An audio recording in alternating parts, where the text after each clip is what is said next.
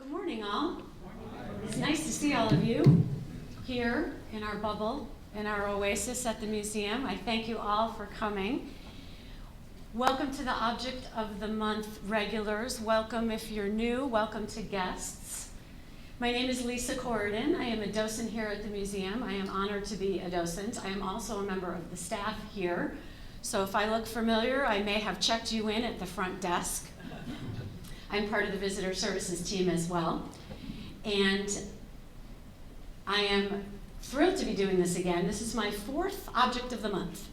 I haven't done one in a few years, but they've all been about fashion. I love this format. I particularly love this part, the coffee social. And we thank you for supporting the museum and this event. Before I really get rolling, I'd love to ask you a favor, and that is to silence your cell phones for me. Thank you so much. I really appreciate that.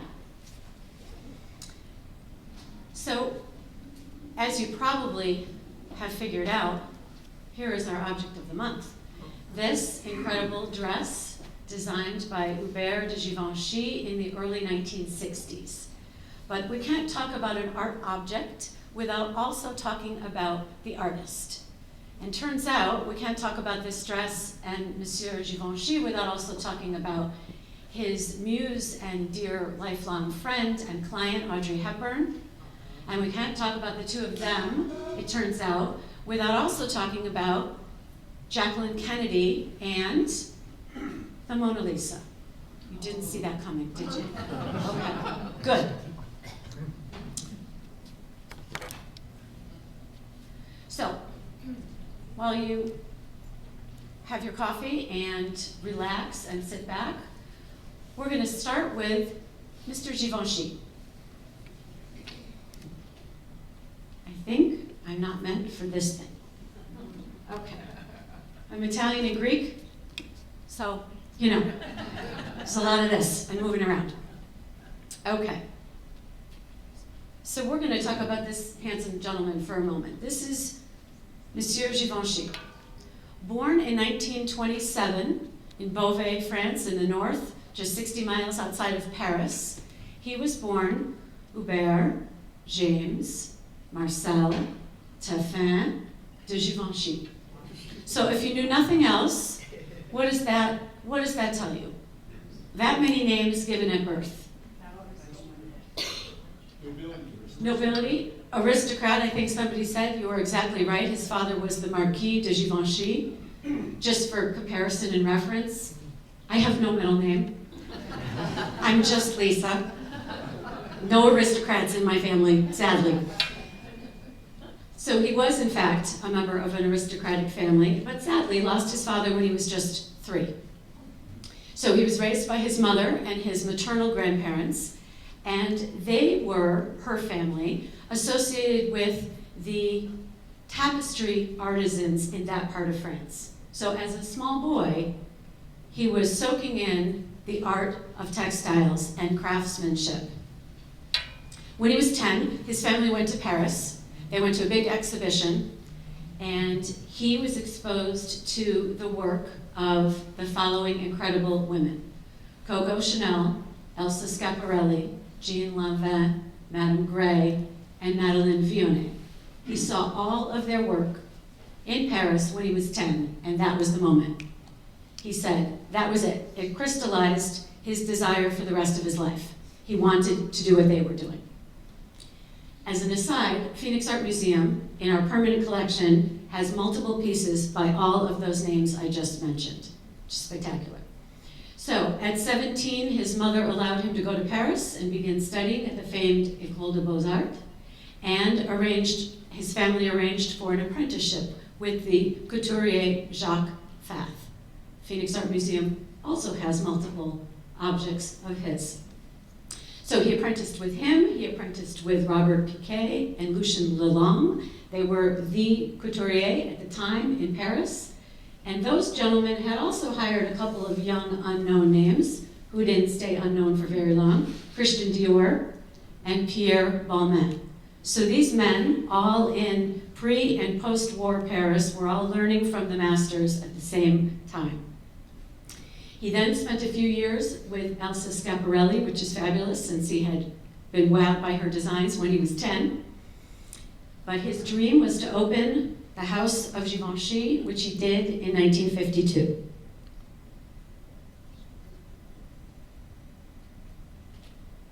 Perhaps I just did that. Ta-da, okay. So, sorry about that. His first ever collection was a gigantic hit right off the bat. It was called, there we go. Sorry about that. It was called Separates, and it consisted of these fabulous architectural blouses and very simple skirts. And he was doing something nobody else was doing at the time, and it was a huge, huge hit. He went on to dress the who's who around the world. Audrey, Jackie Kennedy, Elizabeth Taylor, Grace Kelly, that infamous Duchess of Windsor, Wallis Simpson, and everybody else.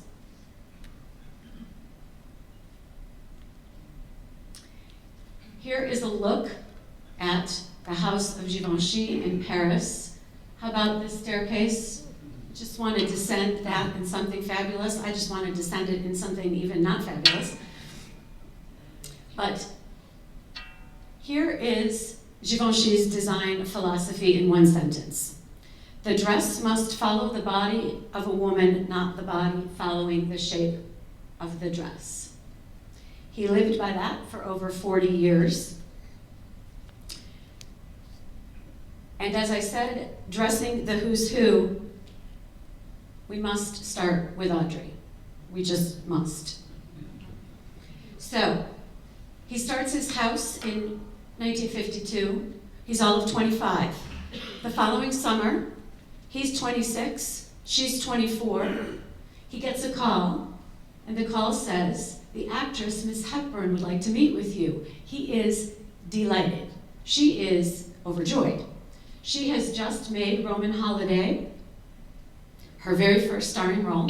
She's in the process of making her second movie, Sabrina. Who has seen Sabrina? Yay! Well, she got a lovely assignment from the director and the movie studio in Hollywood. They sent her to Paris and said, come home with real, official Parisian fashion that we can use in the movie. It's a nice assignment. She knew who she wanted to see. She only wanted to see Givenchy. So perfect. The day comes, she arrives. She's absolutely adorable, cute as a button. Here's what she had on.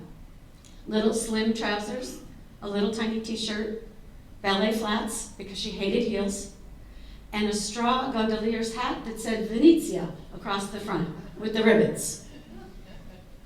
There she shows up, all excited, and he is, in a word, disappointed, and then confused. Who was he expecting when he got that call that Miss Hepburn wanted to see him? Catherine. He probably thought he was going to have to come up with some really fabulous pants. He had never heard of Audrey. Most of the world had never heard of Audrey. Roman Holiday had just come out, but it had not come out in Paris, so he had no idea who this adorable young girl was standing in his salon. She, however, had no idea he was confused. She was undeterred. She told him what her mission was, and he said, as charming as you are, and thank you, but no, I'm too busy. And she said, that's okay. How about if I try on some things around here that are already made? She began trying on things, and he realized she was perfect for his clothes.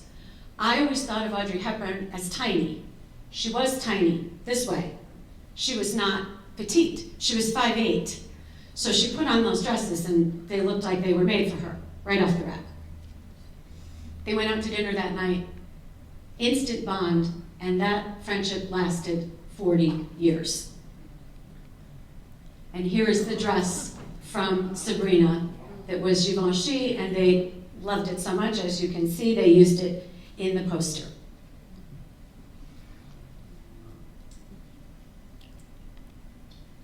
Here is another terrific one of early on him in the studio and them working. And I'd like to read to you what they had to say about one another. He said, Audrey wore clothes with such talent and flair that she created a style, which in turn had a major impact on fashion. Her chic, her youth, her bearing, her silhouette grew ever more celebrated, enveloping me in a kind of aura I could never have hoped for. She, about him. His are the only clothes in which I am myself. He is far more than a couturier. He is a creator of personality. Audrey was very shy and an introvert. So she went on to say, his creations always gave me a sense of security and confidence, and my work went more easily, knowing that I looked absolutely right. I felt the same at my private appearances. His outfits gave me protection against strange situations and people. I felt so good in them. So she had a little Givenchy armor on most of the time. But this is the quote that I loved the most from Audrey's eldest son. I'll give you a moment to read that.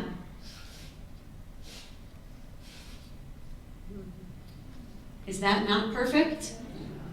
That encapsulates how they both thought and what they thought of one another. True friends. Here's them later in life. I particularly love that one on the right. They just look like old pals hanging out. So he dressed her on screen, off screen. She won an Oscar for that first starring role in Roman Holiday, and what was she wearing, of course? Givenchy. When she married her second husband, she wanted something quite non-traditional. There she is, even ballet flats at her wedding, in pink to her second husband. And starting in 1957, she was dressed in Givenchy perfume. It was created for her in her honor, and she was the very first actress ever to loan her image to the marketing and advertising of a fragrance. The very first. Now we open a magazine and we would be surprised if a famous face wasn't staring at us out of a cosmetic ad or a fragrance ad, right? And here is what that ad looked like in 1957, and that perfume is still in existence. And this is the young actress Rooney Mara, who is the face of Givenchy now, in 2020.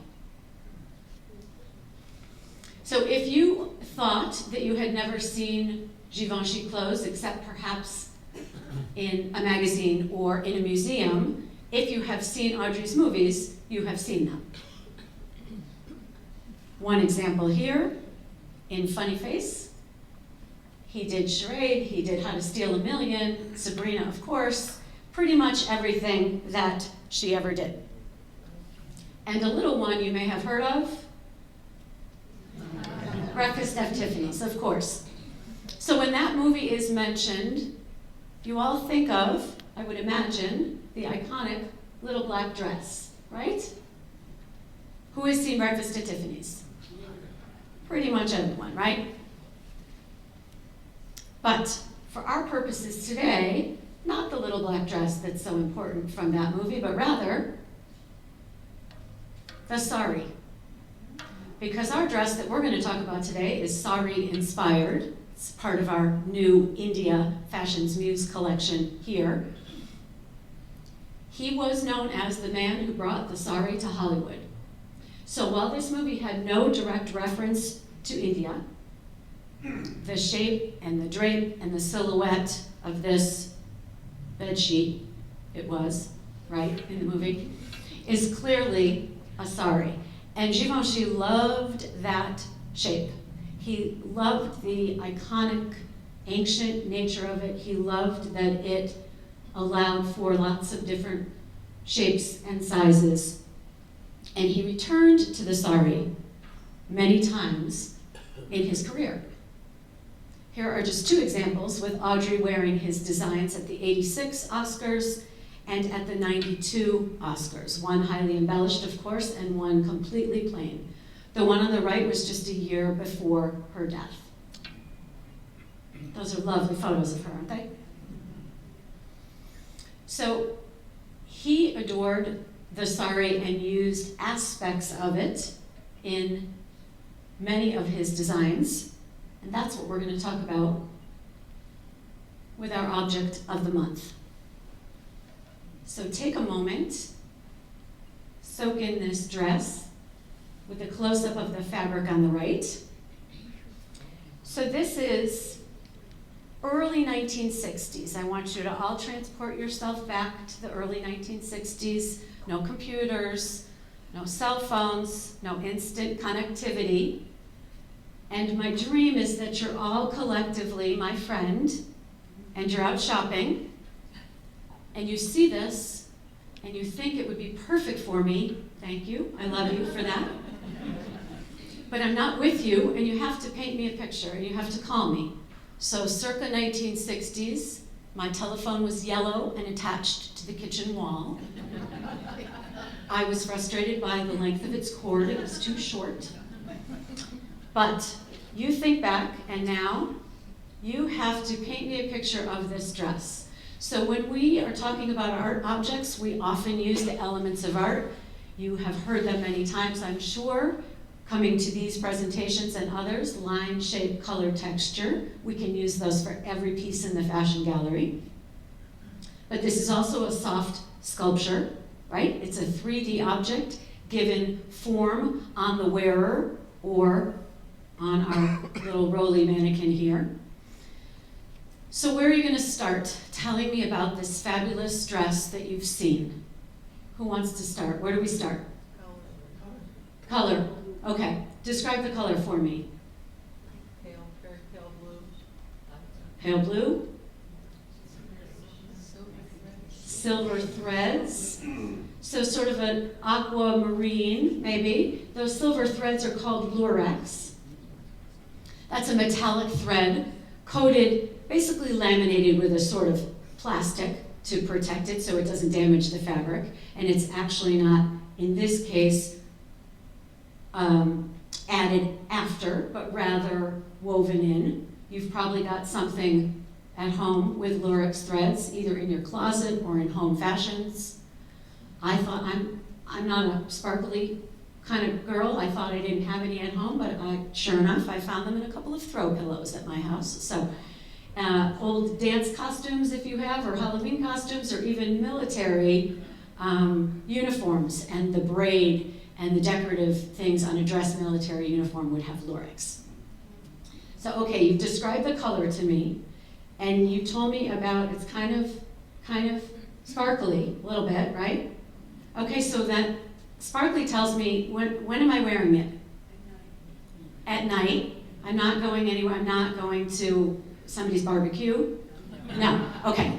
So I'm wearing this in the evening, and then what else do you want to tell me about this? Simplicity. It's a single piece of cloth. It looks like a single piece of cloth. Okay. So then I'm going to have to figure out how I'm going to put it on. And right here in the front, you said simplicity, one of the hallmarks of Givenchy. He'd be happy to hear you say that. Yes? Draped across one shoulder. Draped across one shoulder, thank you. Okay, so that tells me I don't need a necklace, maybe some earrings, a big cuff. Okay, so we often start with line. We don't realize that when we're describing something, you say, I'm going to a wedding, and someone says, what are you wearing? And you start with, well, it's long sleeve, and it has a V-neck. We start with a lot of that first, right? The neckline is important. Okay, so one shoulder, I'm wearing it in the evening. It sounds like a divine color. And the fabric, when I go like this on the dress, what am I going to feel? Texture. What's that going to feel like? Is it going to feel like what I have on today? No. But this dress is smooth. This one is not. So this is a brocade. It's a brocade, and when we hear that, I feel like I automatically stand up straighter, right? Even if we haven't worn brocade, we've seen it in drapes, we've seen it on a chair or on a couch. the brocade couch doesn't lend itself to lounging in our athleisure, does it? I feel like we have to sit up and drink tea out of a teacup on brocade. So, okay, you have all painted a wonderful picture for me. Well, how long is it going to be on me? Calf. I think you're right. Calf. And straight? Straight, like the dress I have on today? No, angles. Angles. Angles across from top to bottom. Perfect. Angles across from top to bottom. So an asymmetrical, we've got asymmetrical at the neckline, and we also have asymmetrical at the hemline, right? So think early 60s, ladies and gentlemen. This was not, if you're arriving at the gala or the event, this is not probably what everybody was wearing, right? Not exactly the traditional shape. Who's a fan of the TV show Mad Men? Think of that, his wife, of Betty Draper. Betty's not going to wear this, right? She's got a very set-in waist, something perhaps more, maybe more conservative. So I had the honor of having our brand new curator, Helen Jean, who is spectacular, take some photos for me down in the vault. They won't let me down there. I've tried. And even if the dress were here, I would want to unhook it for you and show you, but then, getting carted out of the museum with the docent badge on is just not a good look. So, we've got some insider photos for you. Okay, so on the right, you have the front before the piece is draped over and attached at the shoulder. Does that photo make sense? On the front with the one little strap holding it up? Okay. And you see that curved seam starting right at the front of the dress? And it curves all the way around to the back. And then the left-hand photo is showing you the side with that curved seam. So he cut the fabric on the bias diagonally, gives it more drape. Interestingly, one of those designers he sort of fell in love with when he was 10 in Paris, Madeleine Vionnet, is the queen of the bias cut. I think all of this seeped into his DNA, seeped into his designer brain. So, next. Now we have, on the left, a back view. So, while this dress looks simple and lovely and easy and drapey, there's a lot of structural engineering happening inside. There's a lot of dress architecture. I think of this dress a little bit like the duck that looks very calm on the surface, and there's a lot happening underneath. So those snaps across are holding they'll hold that fabric into that structure. And the right-hand photo explains how somebody's gonna get into this dress. You see the zipper? So does all of that make sense so far? Okay, great. And here we have the back view with that curved seam. In the fashion gallery, everybody is always dying to see the back. I've had people on my tours say, people should put mirrors up, We always want to see the back, and I totally understand that. On fashion tours, I've always wanted us to have a dress inside out, right? So that we can really show you what's going on. So this is a treat. So tell me what else you would tell someone about this dress. Do you have any other comments in the back? Don't plan on sitting down. How come? Because of the boning?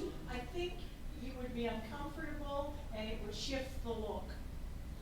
So this is a stand with a glass of champagne and look fabulous dress? Yeah. Okay. I don't mind those dresses, actually, Stop eating now. So, actually, I don't know if I agree with you on that one, because this does gives you a whole lot of leeway with that drape in the front, right? Because they're making it for your, that's the beauty of couture, you're getting it to your exact size, right? I don't have to squeeze into Audrey Hepburn's, thank goodness. Italian Greek girls do not do well at giving up the food, even for fabulous dresses. So, I wanted to share this with you because this is a present day couture designer who's Indian, based there. And I love what he had to say about Mr. Givenchy. It's as though he's talking about our dress.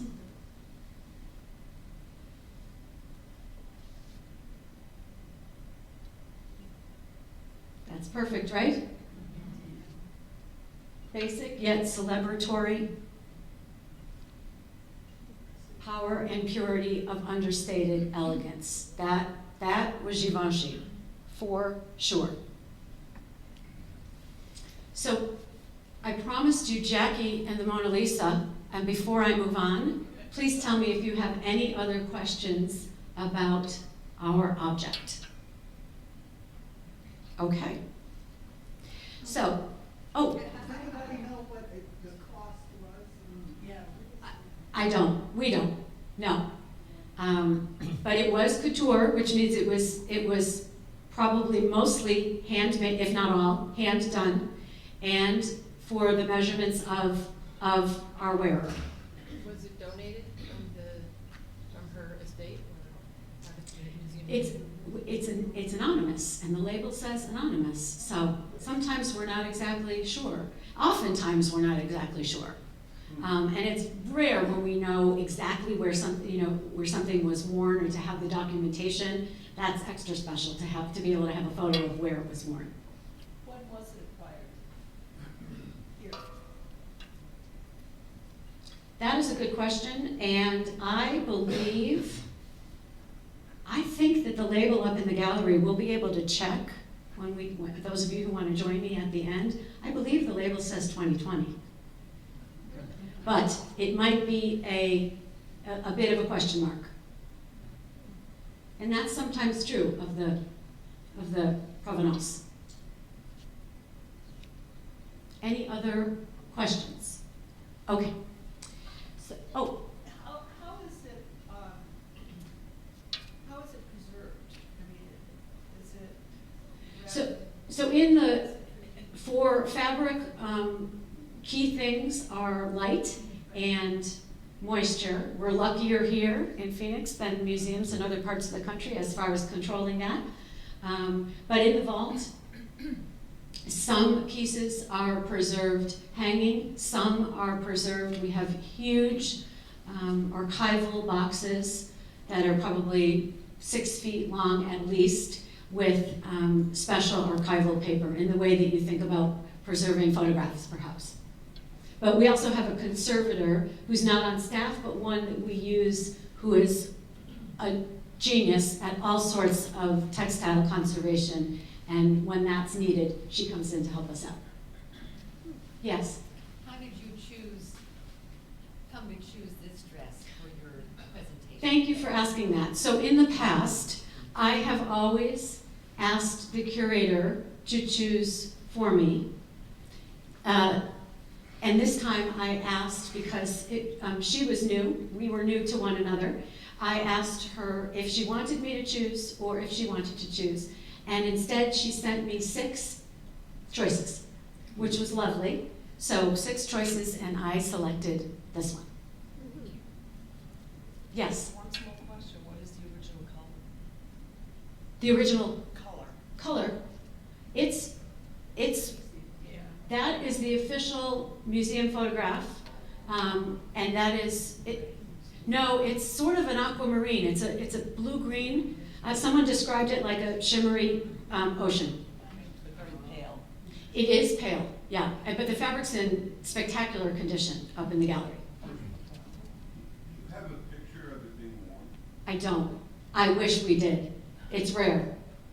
It's rare when sometimes if it's a famous person and we know they went to X event, then we do.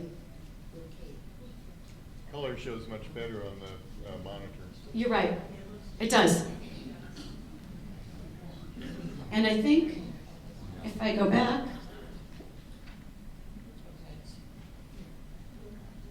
the close-up of the fabric gives you the real look.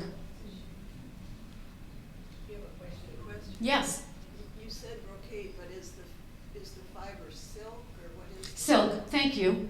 Silk brocade with lurex woven into the brocade. Thank you for asking that.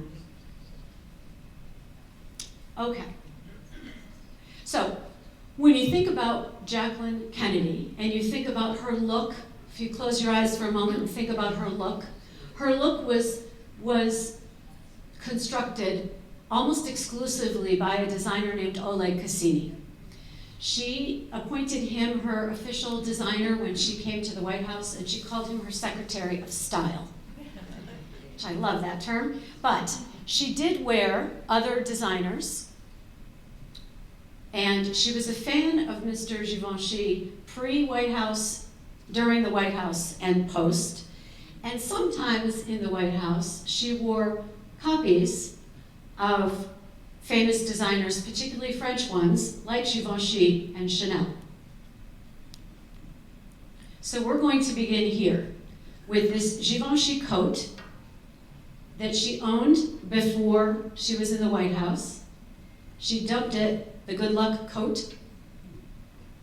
That photo on the right is the day that JFK announced his intention to run for president. Since you may have noticed we're in an election year, says this exhausted citizen, it is worth noting that he announced 60 years ago on January 2nd, 1960, and 10 months later, ta-da, it was all done. I would love a presidential whole situation to last 10 months. Wouldn't that be heavenly? Yeah. If only I had, some sort of power and I could make that happen, I promise I would. So she wore this coat that day that he announced, and she wore it on a campaign trail, and of course it was the Goodluck Coat because they ended up in the White House. So 6 months after they became president and first lady, they made their big trip to France, their official trip to Paris. This was the occasion in which JFK announced himself as merely the man who had accompanied Jacqueline Kennedy to Paris, right? I see a lot of head shaking, yes.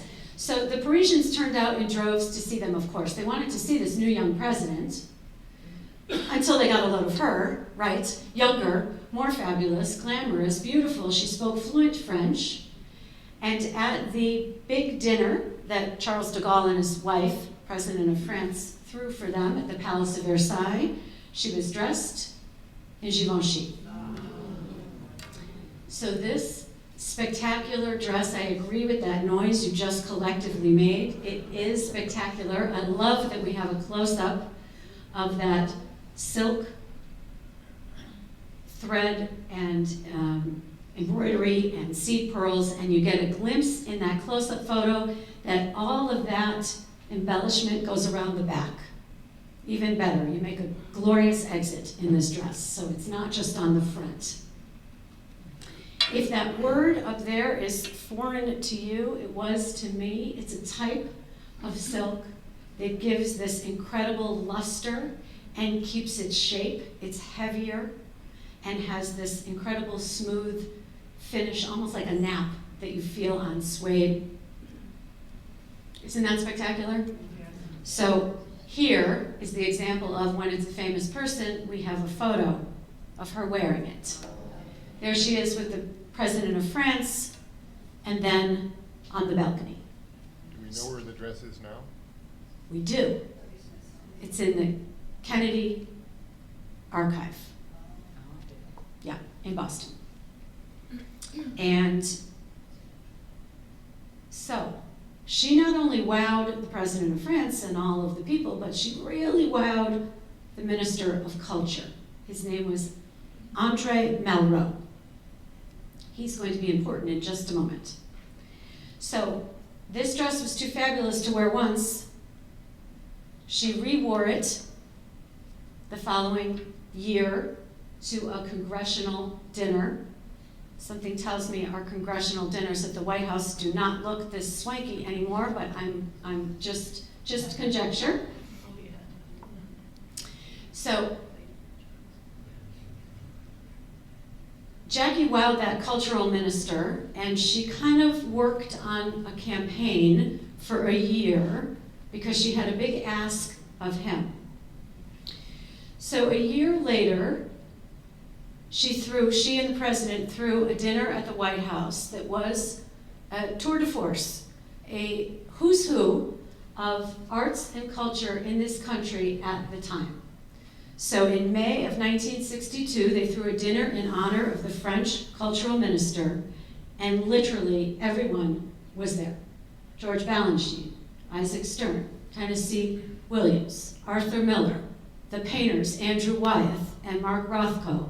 Anyone who was anyone in arts and culture were there. Here is that dinner. She's not wearing Givenchy here. This is one of Mr. Cassini's designs. And there she is with the French minister. And at that dinner, seated next to her, at one point in the night, he leaned over and he whispered the French equivalent of, okay, I give, you win. The Louvre will loan the Mona Lisa directly to you and the president. As you may know, she doesn't travel much, that Mona Lisa. She stays put. But that was Jackie's campaign for a year, working on the National Gallery, because they were against it. They were terrified something would happen to her. Well, they were responsible. And working on this cultural minister and putting this whole dinner together to show that, we were worthy of the Mona Lisa. And so, in fact, it happened.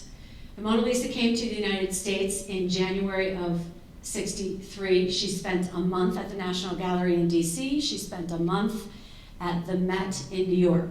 In those 8 weeks, over 2 million Americans came to see the Mona Lisa. It was the first blockbuster art exhibition that had ever happened in the United States. So, Jackie was successful. This dinner ended that we're looking at here, and she knows what's her next step. She knows there's going to be a gala to go with the unveiling of the Mona Lisa when she arrives. And then, ladies, what's the next question? What you gonna wear? What to wear? Absolutely. So if you've ever gotten inspiration from a magazine, flipping through a magazine for anything, turns out we're just like Jackie. The very same week as this dinner that's pictured here, I picture her relaxing and resting in the residence because she's exhausted from throwing this big show and getting her way. And she's flipping through Life magazine, and she sees this. There was a beautiful photo spread of Audrey Hepburn wearing all Givenchy designs.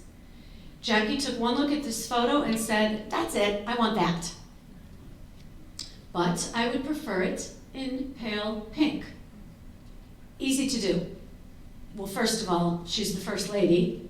Second of all, she's already a Givenchy client. You just have to pick up the phone and say, Monsieur, I prefer pale pink. And I think he would have said, oui, madame. When? How soon do you need it? Instead,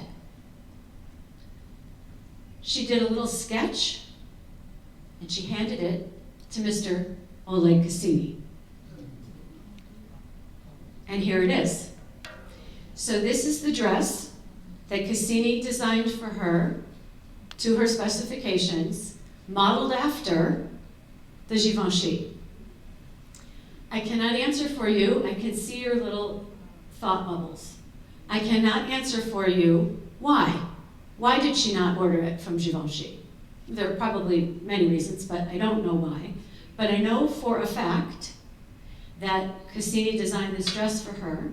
And the beauty of a presidential archive is, of course, they keep a record of everything. So the text that went along with this dress in the archive actually lists the model number of the Givenchy dress. It says, this was a copy of this dress. So in fashion, the actual gals that walk down the runway are called mannequins in the couture world, but the garments they're wearing are called models. We call the gals the models, but every garment is a model with a number, like a car. So it is listed with the exact model number so we know that it was that copy. So it is the silk chiffon, the same style, the sari-esque look. And here is Jackie wearing it with the Mona Lisa hopefully approving in the background. You know, it's hard to tell with her, right? And there she is at the opening, and then she re-wore it 6 months later, fittingly enough, when the White House hosted the President of India. It was a good choice for that dinner, I think, as well. So, just 2 examples of Jackie wearing Givenchy or Givenchy adjacent. And she re-wore, I'm sure, plenty. Celebrities get a big pat on the back now for doing that. That is called, in our vernacular now, shopping your closet, the re-wearing.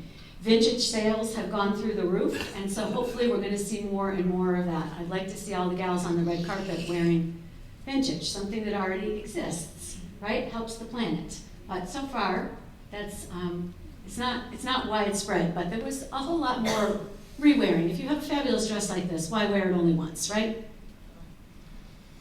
So we are lucky at Phoenix Art Museum to not only have the Givenchy dress that is our object today, but we have 12 other Givenchy dresses or ensembles. And 10 of those are a result of an enormous gift that the museum received in 2008. This is Anne Bonfoy Taylor. Did anyone come to the fashion exhibition that we had a number of years ago with her, I see some hands, with her garments and accessories? Mrs. Taylor was quite something, and her closet looked like a museum. She wore every important couturier in the mid-20th century. Literally everyone. Givenchy and Charles James and Balenciaga and everybody else. And the museum received an enormous gift of over 200 objects of her clothing and accessories, and we put on an exhibition a number of years ago. So Givenchy, 10 of our now possessions were once Mrs. Taylor's, and I picked just a couple to show you. Jewel-toned, exquisite fabric, exquisite tailoring, and then this gasp-worthy one. I have given tours in the fashion gallery when this has been exhibited. We've put it in 2 separate exhibits of late, and this is ostrich feathers, and it always gets a wow when people see it. So I wanted to share this quote with you of what Givenchy had to say about Mrs. Taylor, and I think that last line is the key. She never gravitated towards something that did not look like her, and I think that really appealed to him, and I thought, oh, well, maybe those women were drawn to him. He was certainly drawn to clients like that, but they were drawn to him. Where you are wearing the dress is not wearing you. It describes a lot of what he designed for Audrey and for Jackie, clearly, and people like Grace Kelly. A simplicity, an understated elegance. And here is Monsieur Givenchy on his very last runway show. So he retired in 1995.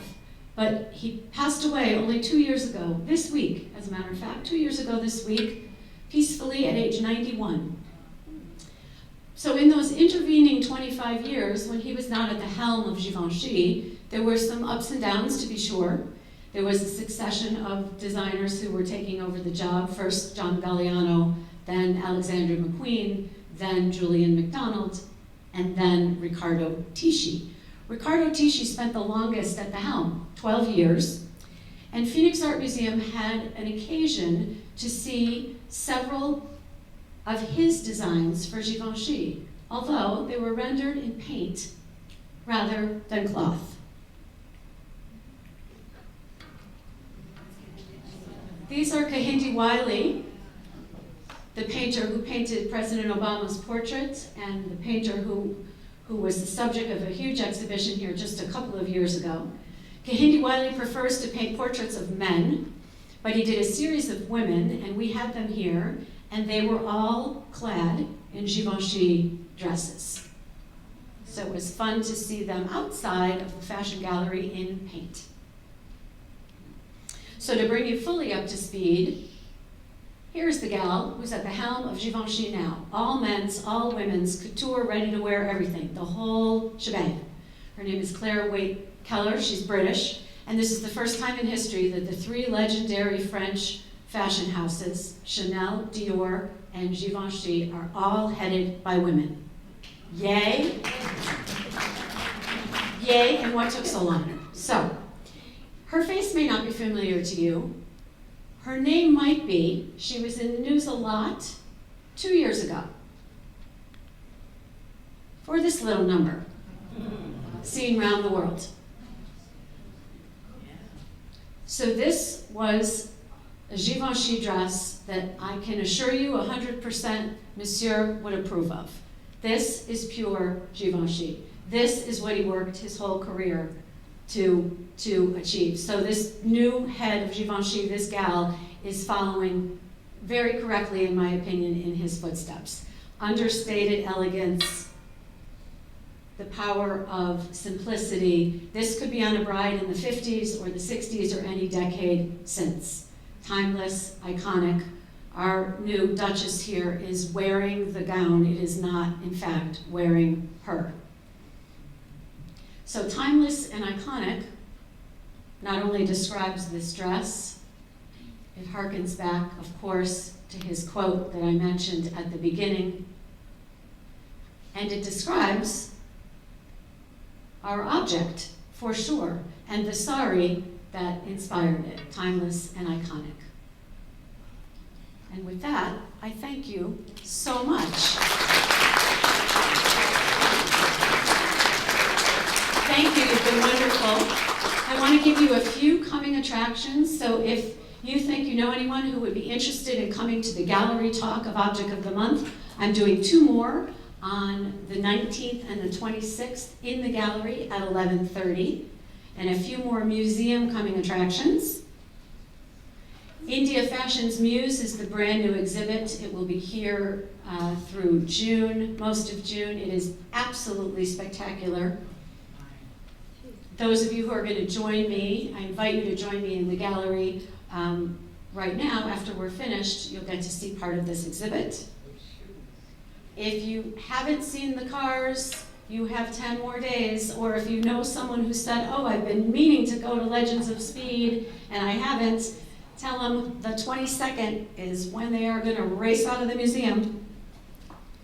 And Tomas mentioned this earlier, we've got a fabulous new exhibit coming very soon. Teresita Fernandez Elemental. She just wowed them in Miami at the Perez Art Museum. This is going to take up the entire first floor and lower level of our contemporary wing. Spectacular. It is quite an install. They are working nonstop to get it all ready for you. And finally, because I know you're devotees of Object of the Month, here is a little coming attraction for April. This sculpture for April. Mary Menaker will be the docent presenting. She's not only lovely, she's fabulous. You will enjoy it thoroughly, I am sure. So I thank you so much for your support of the museum and of this program and of me today. Thank you so much.